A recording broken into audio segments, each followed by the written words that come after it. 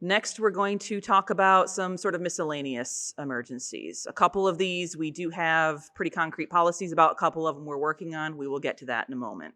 Now, let's see here. Anybody know what this is? Anybody else have the misfortune of needing this? Yeah. It goes by a couple of different names: bee sting kit or EpiPen, auto injector. Basically, it's a needle full of drugs that if I am violently, fatally allergic to yellow jackets, the little yellow, aggressive little bee things, not honeybees, not hornets, yellow jackets. Found that out when I was 15, when I got stung on the hand, and I went downstairs in the family home, and I said to my brother and sister, I don't feel so good. I'm going to go lay down, and collapsed on the floor. They called the ambulance, and when I woke up, my throat was swelling shut. So, if ever you find me collapsed on the floor and I'm not responsive, please go get this out of my purse, pull this out of here and stab it into my thigh. Thank you very much. Also call 911. Why do I tell you that? Who cares? I care, but who cares? There are two circumstances under which you're going to call 911. Can anybody tell me what those two are? If number one is if a patron asks. If a patron says, I need an ambulance, or can you call 911 for me? We're not going to question it. We're not going to go get a manager. We're going to do it. Trust that the patron knows what's going on for themselves better. Trust that they know their own body. I'm not their doctor and I'm not them. I'm not going to make a judgment call on that. There is no penalty for calling 911. If you're not going to get written up, you're not going to get, tisk-tisked. You're not going to get scolded. You're not going to get, the library doesn't get a fine or a fee. There could be very serious consequences if we don't call 911 for somebody. So it's not necessary. Privacy for one thing. Well, oh, you mean? Oh, yes. Yeah, we'll get to that in just a second. Don't question the patron, but by all means, yes. 911, the dispatcher is going to ask you questions and you're going to answer them. What's the other circumstance? So a patron asks, or a fellow staffer, usually it's a patron though. What's the other circumstance under which you call a 911? I just described it. What would happen to me if I get stung by a bee? If non-responsive. If someone is passed out and non-responsive, they might have just been stung. They might have just had a stroke. They might have just had a heart attack. Something might just happened. Now, if someone is just asleep and groggily comes awake, if they can speak to you, then if they can say, no, I'm fine, I don't want anything, even if you think they might need something. If they are refusing it, that's different. But if they are non-responsive, or if they ask you for 911 or an ambulance, you're going to call 911. You're going to do it. So, most of the time, it feels like most of the time, I've been in libraries a little over 10 years now, and most of the time when I'm calling 911 for somebody, it's almost always a seizure. They're non-responsive. And often when they come out of it, they're like, oh yeah, I have these regular. It's not, it's normal to them, even though the rest of us are a little bit upset. But I want to tell you about something that happened a few months ago. I think it was this year. It might have been last fall. But I was walking through the reading room, and I saw Mr. Thompson, our wonderful security guard. He was talking to a patron by the stairs leading up to the ref desk, and the patron was leaning on the stairs. And I don't mean like casual. He looked like he needed it to stay upright. And I heard Mr. Thompson say to him, are you okay? And I slowed way down. I was just walking around doing my rounds, slowed way down to see, is there something happening here? The patron said, please call 911 for me. Yesterday, I was in the hospital I had a stroke. I just got out. So I called 911, grabbed my cell phone, whatever phone is nearest. Use your cell phone if you've got it. Go grab a phone at circulation or reference or whatever's closest. They asked me, where is it? What 911, what's your emergency? I have a patron, I'm at the library, it's 701 government. I've got a patron who is requesting an ambulance. He says he had a stroke yesterday. He just got released from the hospital. His name is such and such. His age is such and such. Whatever the patron has shared with me. And then the dispatcher said, okay, I want you to perform the FAST test. Okay, I'm going to do whatever you say, 911. But what's the FAST test? I'd never heard of this. He said, I want you to look at the person. So we're going to take the FAST test right now. First of all, facing me now correctly. You are all wearing masks, so I won't be able to judge this. But I'm going to look at your face and I'm going to say, I want you to smile for me. Okay, that's step one of the FAST test. The next one is take your arms, raise them in front of you. Raise your arms in front of you. Okay? The next one. I'm going to be worried if you don't. You don't want to fail the FAST test. And then the final thing is S. Say this phrase. The sky is blue. Congratulations, you have all just passed the FAST test. You are not having a stroke in this moment, according to this test. I'm not a doctor, but yeah, the gentleman who I did this, the FAST, the T stands for time. If anyone can't do those three things, time is running out. They are losing blank brain cells. The patron in front of me, one side went up, the other side did not for that smile. When I asked him to raise his arms, one arm went up, the other did not. When I asked him to say the phrase, his words were slurred. He could say it, but it was slurred. All of those are signs of stroke. All of those are signs of they need immediate action. Time is ticking. So I don't want you to go around giving everybody the FAST test. But I do want you to be aware that you may be asked that. If you call 911 and they ask you to do that, that's what they mean. And they're going to walk you through it. I only just learned this from them that during that instance. But whatever they ask you, they're going to ask you questions. Answer them to the best of your ability. Talk to the patrons. Say, excuse me, sir, what's your name? Hi, Bob, my name's Mary. That's usually what I do. I try to, be as friendly as possible in a very terrible situation. So yeah, again, when it comes to medical emergencies, if they are non-responsive or if they ask for an ambulance or 911, you're going to call 911. Whatever 911 wants you to do, you're going to go ahead and do it. Any questions? Okay. All right. We're going to move on. We have, yes.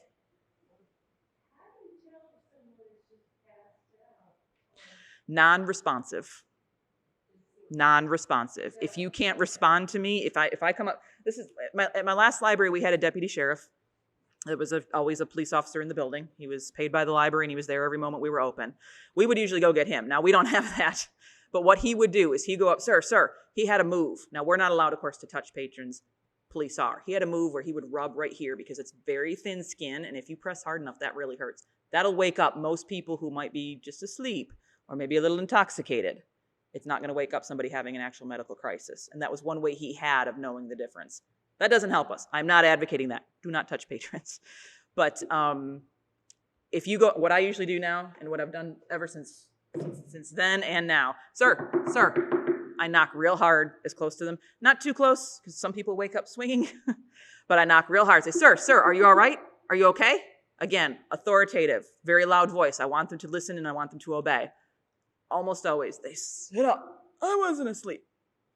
And I usually say, well, I'm glad, we're required to stay awake in the library. If you need to walk around outside and get a little fresh air or some water, that's fine. I'm glad you're okay. We have had to call 911 before, and they usually laugh a little uncomfortably because I want them to recognize that I'm not doing that just to be a jerk. I'm doing that because I was afraid you might not be okay. So as far as how can you tell, you don't really need to tell whether or not they are passed out for this or that reason. All that matters is, are they asking you to call 911 or are they unresponsive? If someone cannot respond to you, we assume it's a medical emergency. They might wake up while the ambulance is on their way. Fine. You're going to tell the ambulance, and they're going to say, I'm fine. Okay. Then you tell the ambulance, never mind. There's no penalty for that. That's not a bad move. So, but yeah, non-responsive or if they ask you. All right. Out of the building?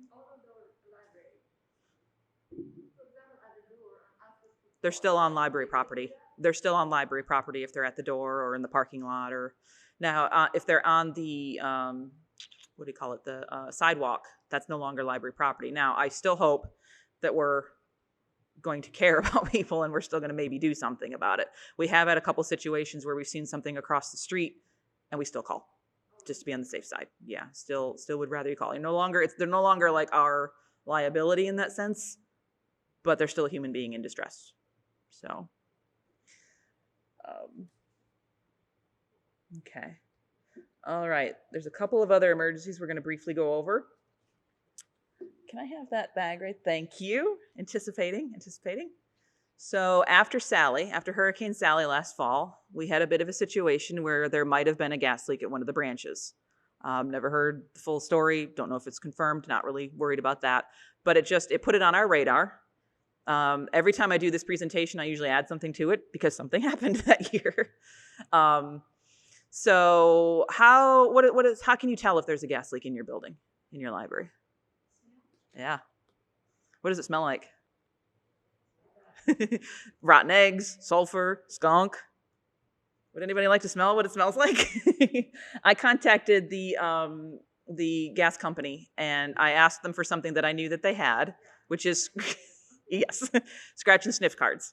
And that tells you natural gas does not actually smell like anything. They put an odorant in it to make it smell terrible so that you will be aware of it. Yes, I have a bag of them here. If anybody wants to take one home, if anybody wants them for their branch, go ahead and ask me. I will gladly send them out. I'm not going to open them out and hand them out to each of you individually because the whole room will stink of it. But yes, that's what that's what a gas leak will smell like if you smell that. Apparently, some other things that you might notice is a hissing sound or bubbling. I guess if something was underwater, but I can't imagine where we would see bubbling. I can imagine where we'd hear hissing and certainly where we'd smell it. So, thank you. Denisha, will you put the stink card away? Thank you. So, what should you do? Two things. First thing, if we use Spire Energy, which is, I believe, what we use here, most of our buildings and all that, you're going to call, go on their website. Let's back that up. First thing you're going to do is evacuate. First thing you're going to do is leave. Slowly, calmly. There's no, we're just going to calmly walk out the door. We're not going to light up a cigarette. There's no smoking in our buildings anyway. I'm not really worried about that. But we're also not going to flick any light switches on and off. Tiny little sparks could occur. We're not going to do anything that friction-y. We're just going to get ourselves out of the building and we're going to go on Spire's website and we're going to call that emergency number. If you do a Google search for that, it will come up and you just scroll down. There's an Alabama specific number. If you can't get through or if there's no answer, you're going to call 911 because a gas leak is it's a serious hazard. When I did my work for the Emergency Operations Center after some of the hurricanes in Tallahassee, we had, I think, minimum 2. I know we had 2 for sure. Citizens call in, call in with, say they had gas leaks in their home. The normal process when we would get a call was to enter it into the system and it would get farmed out to Health and Human Services or, the Red Cross or the police, or it would go through the system and it would get, the necessary reaction. That's usually if there was somebody reporting a power outage or a downed tree or all the usual stuff that happens during a storm. When there was a gas leak, we scribbled it down on a piece of paper and handed it to Alex, the second in command at the Emergency Operations Center. And he ran it, not walked, ran it over to the emergency personnel to make sure they get out there and shut that off. So treat gas leaks seriously and evacuate immediately and call either the emergency number for the gas company or 911. Yes, ma'am. That's an evacuation type of thing. Evacuation of a library facility. So let me see. We'll direct stat. I don't think it mentions specifically making an announcement because we're the only branch that has like a PA system. But yes, you're not going to necessarily go over the system or grab a the bullhorn, but you are going to tell everybody, it's everybody out. The building is being evacuated. Everybody out. The building. Yes. So you could. I don't. Yeah. It's kind of I probably would because I want them to take me seriously. I want them to leave. There may be sort of a PR reason why you don't want to share that, but honestly, talk to your manager about that. I'm your manager, and I'm telling you it's okay to tell them because I want them to get out. I don't want them to be like a tornado where they're not really that worried about it. So, any questions about gas leaks? Okay. There's just a couple more tidbits then under sort of miscellaneous emergencies. At the moment, we do have a bomb threat policy. I'm not going to go into deep detail with it. We haven't done a whole lot with it. We really need to take a good look at it, and I want to train everybody properly on it. We'll do that at some future date. But basically, if you were to get that kind of a call, there's a form. All of my staff at reference know this because I made them go look at it. There's a form that you would pull out of the drawer at the reference desk and you fill in and it asks you all these questions about the caller. Were they male or female? Did they have a scratchy sounding voice or was there an accent or what words did they use? While you're doing that, you're going to flag somebody down and say call 911. Essentially, that's what you're going to do. Again, we'll cover that maybe the next time we do this. We'll cover that perhaps in more detail. But you're going to try to get as much information as possible. You're going to call 911 and you're going to evacuate the building. Had a bomb threat in Tallahassee. I'm trying to remember what year it was. There was a guy who was calling around to like schools, and he called in a bomb threat. And I read the papers for weeks afterwards trying to figure out if he was caught, and I never saw it, but I hope he was. But yeah, he called in a bomb threat to the library. So we all evacuated, and we went and sat out on there's a grassy little area by the staff parking lot, and leaving that building, knowing that that was a possibility, again, treating it like it's real, even though you kind of like, really? Still treating it like real. Looking back at the building, it was the strangest feeling. Like you expected to see something blow. And after 10 minutes, you went, no, somebody got a blanket. I want to sit down, because it was a false alarm. But you treat it like a real thing. We had a patron approach us in the grass. I wanted to return my book. So we just took it. Like, thank you. He wanted to know, what are you guys all doing out here? Like, yeah. So rare, very rare. But the same reaction is with a fire. Get out of the building. Get out of the building and take everybody with you. So, and call the authorities. We do not have a specific policy for active shooters. We rely on what the Department of Homeland Security puts out. That's a video and some guidance on run, hide, fight. We will provide that link and a little more information at a later date. I don't want to, first of all, drag this out any longer, but also we are not experts on that. We refer to those who are. Department of Homeland Security tells us what to do. That's what we will do. And then the final thing is I just want to let everybody know that after the events in January, we are working on a civil unrest policy. So how to handle it if there was some sort of a riot type of thing going on, because there was some concern about that after January. More information on that will be coming. Denisha and Sarah and I and Margie, a whole bunch of us are working on that. So once it's finished, we will be sharing that. So let's see. I think we've covered everything. Do we have any questions? Do we feel scared, or do we feel aware and prepared? I want you to feel aware and prepared. Again, I'm not trying to bring everybody down. I'm not trying to, focus on something we kind of don't want to think about. But if we kind of know in advance what we're supposed to do, then it's more likely that the situation will get resolved well, and we won't be scared.